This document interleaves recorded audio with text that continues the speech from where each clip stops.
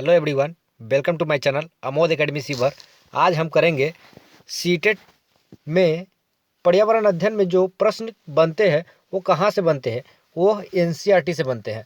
तो हम एनसीईआरटी का क्लास 5 का वीडियो अपलोड कर चुके हैं। पार्ट 1 और पार्ट 2 अपलोड कर चुके हैं। आप लोग प्लेलिस्ट में जा करके देख सकते हैं। वहाँ पे जाइएगा तो प्लेलिस्ट ओपन कीजिएगा, उसमें एक दिया हुआ है एनसीईआरटी, उस पे जाइएगा। आपको वहाँ पे क्लास 4 का और क्लास 5 का पार्ट 1 और पार्ट 2 अपलोड हो चुका है एनसीईआरटी, जहाँ से आपका पर्यावरण अध्ययन का प्रश्न बनता है। ये प्लेलिस्ट एनसीईआरटी के नाम से बना दिया गया है। आप लोग वहाँ जा करके एक बार ज़रूर देखें अगर सीटेट की तैयारी कर रहे हो तो, वरना ना देखें। ठीक है, तो जो सीटेट की तैयारी कर रहे हैं वही देखेंगे, जो एकदम सीटेट को एक बार में ही क्लियर करना चाह रहे हैं। तो आइए जानते हैं पार्ट 3 से। पार्ट 2 हो चुका है, पार्ट 3 में जानते हैं। दिया गया है चखने से पचने तक। ठीक है, चखने से पचने तक देखिए बताया गया है। चखने से पचने तक आप समझ ही रहे हैं कि कहना क्या चाह रहा है। महत्वपूर्ण बात यह है कि आप लोग नोट्स बनाते चलेंगे। बताया गया है तालिका बना ली, डॉक्टर बोमेट ने की तालिका देखें। ठीक है, खाने की चीज़ और पचने में लगा समय। ठीक है, यहाँ पे बताया गया है कच्चा दूध जो है 2 घंटा 15 मिनट में हमारे पेट में पच जाएगा, लेकिन गिलास में पाचक रस रख करके रखा जाए तो 4 घंटा 45 मिनट लगेगा। वही है ऑप्शन नंबर 2 में दिया गया है उबला हुआ दूध 2 घंटा में हमारे पेट के अंदर पच जाएगा, लेकिन वो गिलास में 4 घंटा 15 मिनट में पचेगा। ठीक है, उसके नंबर ऑप्शन नंबर 3 में दिया गया है पूरी तरह उबला हुआ अंडा 3.5 घंटा 30 मिनट में पेट में पच जाएगा, लेकिन वही गिलास में रखा जाए तो उसको पचने में समय 8 घंटा लगेगा। ऑप्शन नंबर 4 में दिया गया है कम उबला हुआ अंडा हमारे पेट के अंदर 3 घंटे में पच जाएगा। ठीक है, और वही गिलास में पाचक रस रखा हुआ है उसमें रखा जाए तो 6 घंटा 30 मिनट का समय लगेगा। ऑप्शन नंबर 5 में बताया गया है कच्चा अंडा फेंटा हुआ वो 2 घंटा में हमारे पेट के अंदर पच जाएगा, लेकिन गिलास में पाचक रस में रखेंगे तो उसको 4 घंटा 15 मिनट का समय लगेगा। और ऑप्शन नंबर 6 में बताया गया है कच्चा अंडा 1 घंटा 30 मिनट में पच जाएगा हमारे पेट के अंदर, और वही गिलास में रखेंगे तो लगेगा 4 घंटा। ये सब बहुत इम्पोर्टेंट बात है, इसको आप नोट्स कर लेंगे तो काफ़ी मदद मिलेगी सीटेट के एग्ज़ाम में। कभी भी पूछ सकता है। अभी ऑनलाइन एग्ज़ाम लिया जा रहा है जिसमें तरह तरह के क्वेश्चन देखने को मिल रहा है, इसलिए यह सब जानना ज़रूरी होगा। आइए जानते हैं ये हमारे उड़ीसा के कालाहांडी ज़िले के बारे में। ठीक ना, कालाहांडी कहाँ पे है? ये उड़ीसा में है। यहाँ का कुछ महत्वपूर्ण बातें यहाँ पे जान ले। बताया गया है कि ये बताया गया है, ये पिक्चर आप देख रहे हैं। ठीक है, पिक्चर में बताया गया है कि 30 साल की गोमती किसी बड़े किसान की खेत में मजदूरी करती है। इस मेहनती की उसे बहुत कम मजदूरी मिलती है। इन पैसों से वह पेट भर अनाज भी नहीं खरीद पाती। कई महीनों तक तो उसे काम भी नहीं मिलता। ठीक है, फिर जंगल के पेड़ों की पत्तियां या जड़ें खाकर काम चलाना पड़ता है। ठीक है, गोमती के बारे में बताया गया है, गोमती है। इसी कारण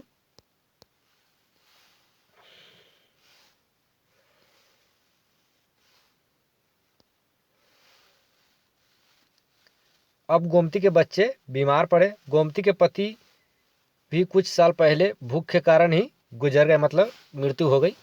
एक तरफ तो कालाहांडी में सबसे अधिक चावल पैदा किया जाता है। यहाँ पे देखिए बहुत इम्पोर्टेंट बात यह बताया गया है कि कालाहांडी में सबसे अधिक चावल पैदा किया जाता है और दूसरे राज्यों में बेचा जाता है। दूसरी तरफ कालाहांडी के कई गरीब मजदूर की हालत गोमती जैसी है। कहने का अर्थ यह है कि उड़ीसा के कालाहांडी ज़िले में बहुत चावल उगाया जाता है, ठीक है, और निर्यात किया जाता है, मतलब बेचा जाता है। लेकिन दूसरी तरफ कालाहांडी के कई गरीब मजदूर की हालत में गोमती जैसी है। कई बार तो यह धान गोदाम में पड़ा पड़ा सड़ भी जाता है। फिर ऐसी लोग भूखमरी के शिकार हो रहे हैं। फिर भी यहाँ पे बताया जा रहा है कि बहुत सारे ऐसे धन है, सेठ है, जिसके पास अनाज काफ़ी है और वो अनाज रखे रखे सड़ रहा है, लेकिन गरीब लोग को नहीं बांट रहा है, जिसके वजह से उसकी मृत्यु हो जा रही है। खाना की वजह से खाना नहीं मिल पा रहा है भरपेट। कालाहांडी जो है उड़ीसा राज्य में है स्थित। वहाँ पे सबसे अधिक चावल उगाया जाता है।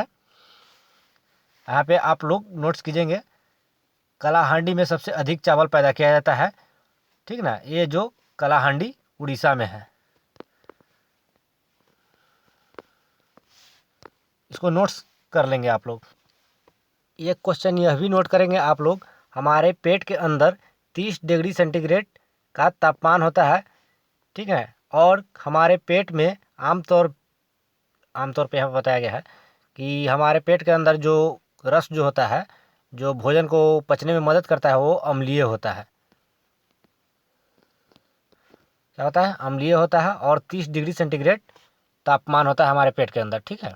इसको नोट्स बना लेंगे। पार्ट 4 में दिया गया है, ठीक है।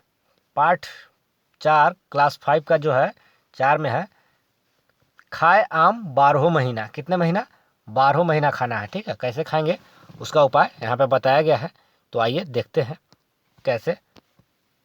यह बार बार क्वेश्चन आते हैं कि जैसे कि यहाँ पे बताया गया है, दी गई तालिका में एक तरफ खाने के कुछ चीज़ के नाम हैं और दूसरी तरफ उन्हें 1-2 दिन तक खराब होने से बचाने का घरेलू उपाय है। खाने की चीज़ का उनके उपाय से लाइन बनाकर मिलान करना है, ठीक है। आप हमारे यूट्यूब से जुड़ सकते हैं, आमोद एकेडमी शिवहर, जो कि यहाँ पे बताया गया है। और इसका मिलान जो करना है, जैसे कि कौन से पदार्थ को कितने दिनों तक खराब होने से बचाया जा सकता है, तो यहाँ पे बताया गया है। चलिए मिलान कर लेते हैं। दूध को कैसे बचा सकते हैं, तो उसको उबालते हैं, ठीक है, 1 का सी, ठीक है। पके हुए चावल को, ठीक है, कैसे बचाएंगे, तो इसको पके हुए चावल को एक कटोरे में डालकर पानी, 1 कटोरा में चावल को पहले रख लेंगे, पानी के बर्तन में रख देंगे। जैसे कहने का मतलब कि एक ये बर्तन है, इसमें हम पानी रख लिए। क्या रख लिए? पानी भर लिए। जैसे कि बर्तन जो है ये, इसमें हम पानी भर लिए। पानी भरने के बाद इस चावल, जो पका हुआ चावल है, उसको बचा के रखना है। तो इसको सबसे पहले हम एक कटोरी में निकाल लिए चावल को निकाल करके इस बड़ा सा कटोरी में पानी रख दिए और इसमें छोटा सा कटोरी चावल वाला रख देंगे, ताकि वो गर्मी के समय में ख़राब ना हो चावल। तो 2 का ए, ठीक है। हरा धनिया को कैसे बचा के रख सकते हैं, तो हरा धनिया को यहाँ पे बताया गया है, हरा धनिया को गीले कपड़े में लपेट कर रखते हैं। यह सीटेट में बार बार पूछा गया प्रश्न है। इसे आप लोग ध्यान से देखेंगे, समझेंगे और नोट्स तैयार करेंगे, ठीक है। हरा धनिया को कैसे रखेंगे, तो गीले कपड़ों में लपेट कर रखेंगे, ताकि कुछ दिन सुरक्षित रह पाए, ठीक है। प्याज और लहसुन को देखिए, प्याज और लहसुन को कैसे रखेंगे, खुले में रखते हैं और नमी से बचाकर। जैसे कि ज़्यादा नमी होगा तो सड़ने लगेगा, इसलिए न ज़्यादा नमी होना चाहिए, न तेज़ धूप होनी चाहिए, खुले में रखेंगे, ठीक है। जैसे 4 का ऑप्शन हो गया डी। तो ये क्वेश्चन सीटेट में बार बार पूछा गया हुआ है, आप लोग इसे नोट्स करते। ये क्वेश्चन ऐसा ही बनेगा कि अत्रेमपुरम कहाँ पर है। अत्रेमपुरम गांव जो है ये कहाँ पे है, तो ये आंध्र प्रदेश में है। कहाँ पे है? आंध्र प्रदेश में। अत्रेपुरम कहाँ स्थित है, तो आंध्र प्रदेश में स्थित है। इसको आप नोट्स कर लें, काफ़ी मदद होगा सीटेट एग्ज़ाम के लिए। यह भी नोट्स कर लेंगे कि आम पापड़ बनाने के लिए कितने समय लगता है। तो ये 4 हफ्ते का समय लगता है आम पापड़ बनाने के लिए। कभी पूछा नहीं गया है, लेकिन अब जो एग्ज़ाम हो रहा है वो कंप्यूटर बेस्ड एग्ज़ाम हो रहा है, जिसके वजह से क्वेश्चन बदल बदल कर आ रहे हैं। तो किसी शिफ्ट में आने की संभावना है, इसलिए आप लोग इसे नोट्स कर लें। यह भी जानकारी नोट्स कर ले कि पुणे से कोलकाता तक रेलगाड़ी से जाने में कितने दिन के समय लगते हैं। तो 2 दिन के समय लगते हैं।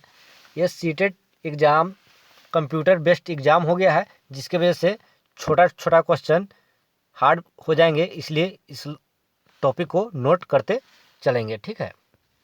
पार्ट 5 में दिया गया है बीज बीज बीज। बीज के बारे में बताया जाएगा। ठीक है। जैसे बीज, कौन सा बीज कहाँ से आया हुआ है, उसके बारे में बताया जाएगा। ये क्लास 5 का पर्यावरण अध्ययन है और 5वां नंबर पार्ट है। पार्ट 5 है क्लास 5 का। तो बीज के बारे में जानते हैं। आइए, एक महत्वपूर्ण जानकारी यह भी नोट्स करेंगे आप लोग कि चर्चा के लिए दिए गए प्रश्न द्वारा बच्चों में यह समझ बनाई जा सकती है कि पौधे को बढ़ने के लिए हवा, मिट्टी और पानी की ज़रूरत होती है। बीज के अंदर क्या होता है। यदि प्रश्न बच्चों को सोचने और अपने मन के विचार बताने के लिए प्रोत्साहित करेंगे। इन प्रश्न से वैज्ञानिक जानकारी देने की अपेक्षा नहीं है। पौधे की सही लंबाई नापने के लिए बच्चों को पौधों को पहले धागे से नापे, फिर धागा को स्केल पर। देखिए, यह क्वेश्चन कभी कभी मैथ पेडागोजी में आ जाता है। जैसे पूछता है कि बच्चों को सबसे पहले नाप सिखाने के लिए किसका उपयोग करेंगे। तो सबसे पहले अप्रमाणिक मापों का उपयोग करेंगे, उसके बाद प्रमाणिक माप का उपयोग करेंगे। क्यों कि यहाँ पे बताया गया है सबसे पहले अप्रमाणिक माप का उपयोग करेंगे। ये धागे से नापे, फिर उसके बाद स्केल पर, तब जाकर को बच्चों को सही जानकारी मिल पाएगी। ठीक है। ये सब पैडागोजी है, आप लोग ध्यान से इसे नोट्स करेंगे या समझेंगे। महत्वपूर्ण जानकारी यह भी है शिकारी पौधे के बारे में। ये क्या है पता है आपको। यह जो है, यह नेफ्थीन्स पौधा है। देखिए, यहाँ पे बताया गया है कुछ ऐसे पौधे भी होते हैं जो चूहों, ठीक है, मेढक हो, कीड़े मकोड़ों और छोटे जीव का शिकार करते हैं। इनमें नेफ्थीन्स सबसे ज़्यादा मशहूर है। कौन? नेफ्थीन्स। ये कहाँ पाया जाता है, जो यहाँ की आगे बताया जा रहा है। यह ऑस्ट्रेलिया, इंडोनेशिया और भारत के मेघालय राज्य में पाया जाता है। कहाँ पे? भारत के मेघालय राज्य में पाया जाता है। इसका आकार लंबे घड़े जैसा, ठीक है, जैसे कि यहाँ पे बताया गया है, लंबे घड़े जैसा होता है, जिसके ऊपर पत्ती का ढक्कन लगा होता है। जिसके ऊपर ये पत्ती का एक ढक्कन लगा हुआ है। घड़े से खास खुशबू निकलती है। प्रश्न में आता है कभी कभी, ऑप्शन में दिया हुआ रहता है कि खास तरह की मोहक आवाज़ निकालती है, जो कि यहाँ पे गलत हो जाएगा। खास तरह की एक खुशबू निकालती है। क्या निकालती है? खुशबू।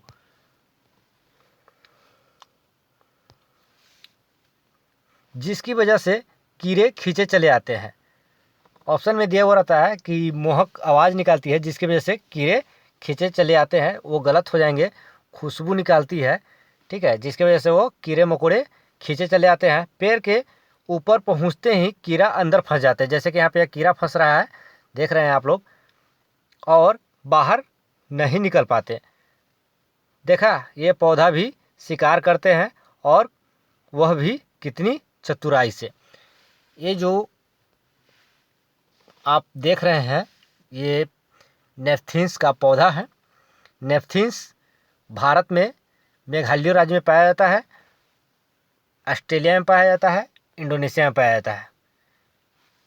ये पौधा जो है 3 जगह बताया गया है एनसीईआरटी बुक में। एक ऑस्ट्रेलिया, 2 इंडोनेशिया और तीसरा मेघालय राज्य में पाया जाता है। इसी का नाम है शिकारी पौधा। क्या है? शिकारी पौधा।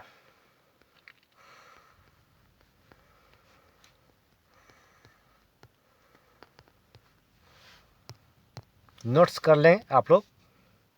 एनसीईआरटी के बुक पढ़ने के बाद आपको पता चल जाएगा कि सीटेट वालों ने क्वेश्चन कहाँ से सेट करते हैं। ये टोटल एनसीईआरटी के बुक से पर्यावरण अध्ययन का टॉपिक उठाते हैं। जैसे कि यहाँ पे बताया गया है घुमक्कर बीज, ठीक है, घुमक्कर बीज। पौधे अपनी सारी जिंदगी एक ही जगह पर खड़े रहते हैं। जैसे कि यहाँ पे देख रहे हैं आप लोग, देखे होइएगा कि ये चलते नहीं हैं, लेकिन इसके बीज बड़े घुमक्कर होते हैं। क्या होते हैं? घुमक्कर होते हैं। क्यों?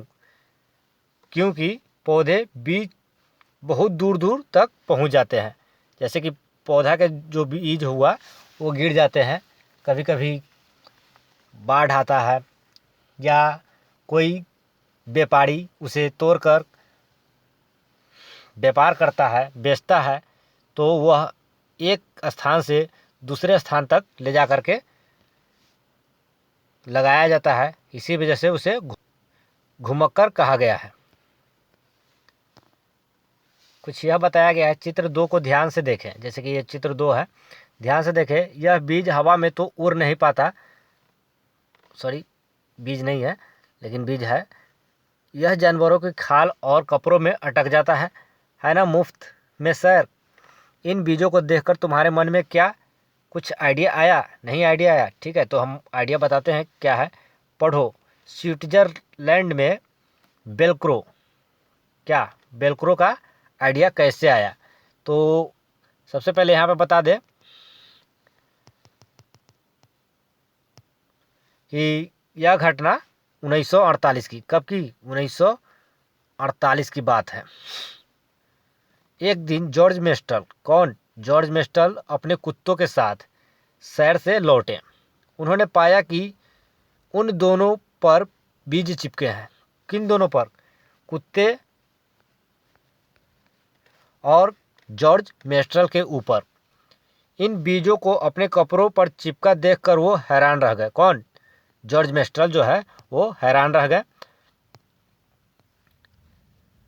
Sorry everyone.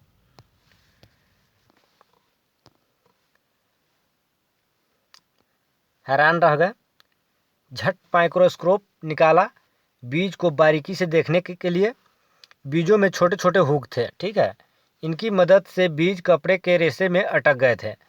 यह देखकर मेस्ट्रल, कौन? जॉर्ज मेस्ट्रल को आइडिया आया। क्या आया? एक आइडिया आया वेलक्रो बनाने का। वेलक्रो से दोनों सतह चिपक जाती है और खुलने पर चरचर की आवाज़ आती है। जैसे कि आप यहाँ पे बताया गया है, यह सैंडल है, बैग में भी होता है और तरह तरह के वस्तुएं में उपयोग होते हैं और खुलने पर चरचर की आवाज़ होती है। तुमने बस्ते, कपड़े, जूते, पट्टे आदि में इसका इस्तेमाल देखा होगा, है ना। मज़ेदार किससे? प्रकृति से प्रेरणा लेने का। ये जो जॉर्ज मेस्टल थे, 1948 की ये घटना है। कब का है? 1948 की घटना है। जॉर्ज मेस्टल अपने कुत्तों के साथ सैर से लौटे तो उन्होंने पाया कि कुछ बीज उनके और उनके कुत्ते पे चिपक गए हुए हैं। सीटेट में कई बार यह पूछा जा चुका है। क्या पूछा जा चुका है? जैसे कि आप यहाँ पे पिक्चर देख ही लिए हैं, किसके बारे में पूछा जा रहा है? कौन कहाँ से आए जी? तो सबसे पहले जान ले, बीज को बिखरने वाली सूची में क्या तुमने हमें यानी इंसानों को शामिल किया है? हाँ, हम भी बीजों को यहाँ से वहाँ पहुँचाते हैं, अनजाने में और जानबूझकर भी। कोई पौधा खूबसूरत लगे या कोई पौधा दवाई में उपयोगी हो तो हम उनके बीज को अपने बगीचे में उगाने के लिए ले आते हैं, मार्केट से खरीद कर या और कहीं से ले करके। यह पेड़ पौधे बड़े होते हैं और दूर दूर तक बिखर जाते हैं।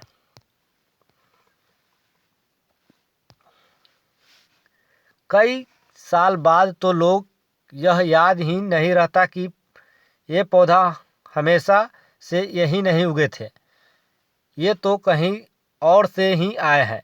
पता है मिर्ची हमारे यहाँ, देखिए मिर्ची हमारे यहाँ कहाँ से आई? बताइए कहाँ से आई? यह पुर्तगाल देश के व्यापारी दक्षिण अमेरिका से भारत लाए थे। ये पुर्तगाल के जो व्यापारी थे वो दक्षिण अमेरिका, कहाँ से, दक्षिण अमेरिका से भारत लाए थे। कौन, पुर्तगाल के व्यापारी। आप लोग मिर्ची के बारे में सीटेट में कई बार पूछे जा चुके हैं कि ये मिर्ची कहाँ से आई। तो मिर्ची जो आया दक्षिण अमेरिका से इंडिया में आया, भारत में आया। और कौन लाया, तो पुर्तगाल के व्यापारी लोग दक्षिण अमेरिका से भारत में लाए। ठीक है, आप इस टॉपिक को नोट्स कर लें। हमारे भारत में मिर्ची कहाँ से आई, तो ये दक्षिण अमेरिका से आई। ठीक है, और कौन सा व्यक्ति लाए, तो ये पुर्तगाल देश के व्यापारी ने। आइए थोड़ा कहानी पढ़ ले। जानना चाहते हो कौन कहाँ से आया, इस कविता में पढ़ें। आलू मिर्ची चाय जी, आलू मिर्ची चाय जी, कौन कहाँ से आए जी। सात समुंदर पार से, दुनिया के बाजार से, व्यापार से, उपहार से, जंग लड़ाई मार से।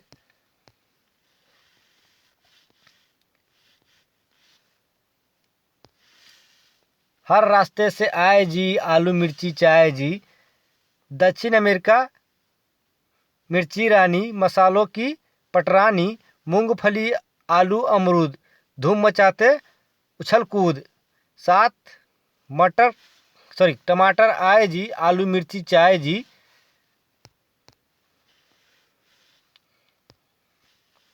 भिंडी है अफ्रीका की, भूरी भूरी कॉफ़ी भी। ये देख लीजिए, यहीं पे छुपा हुआ है प्रश्न। भिंडी है भूरी भूरी, ठीक है, और कॉफ़ी भी, ये कहाँ की है, अफ्रीका की है।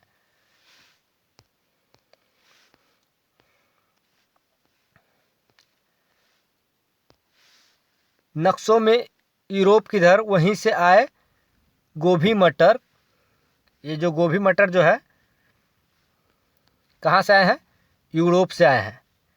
ठीक है, चाय असम की बाय जी, आलू मिर्ची चाय जी।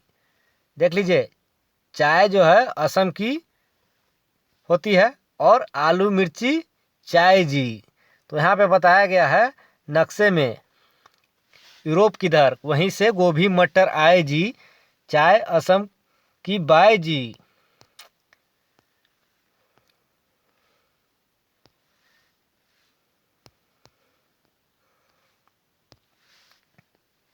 चली चीन से सोयाबीन, पहुंची अमेरिका बजाती बीन, घूम घाम लौटी अपने देश, उसमें है गुण कई विशेष। देखिए यहाँ पे बताया जा रहा है चली चीन से सोयाबीन। देखिए सोयाबीन जो आया था चीन से आया हुआ था। पहुंची अमेरिका बजाती बीन, घूम घाम लौटी अपनी देश, उसमें है गुण कई विशेष। ठीक है, ये जो सोयाबीन जो आया हुआ है ये चीन से आया हुआ है, यहाँ पे बताया जा रहा है।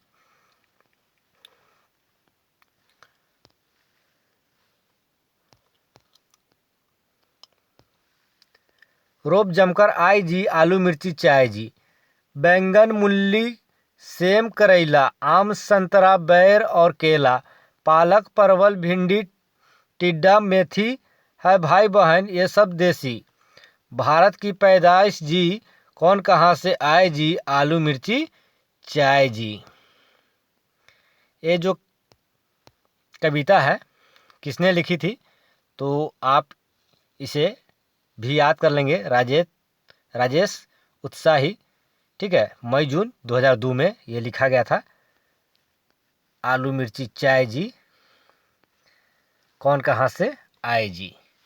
तो राजेश उत्साही ने बहुत अच्छे से इस कविता को लिखे हैं, काफ़ी आनंद आया। इस वीडियो में इतना ही। देखने के लिए धन्यवाद। अच्छा लगे सेशन तो लाइक कीजिए, सब्सक्राइब कीजिए और शेयर कीजिए अपने फ्रेंड के साथ। Thank you for watching this video.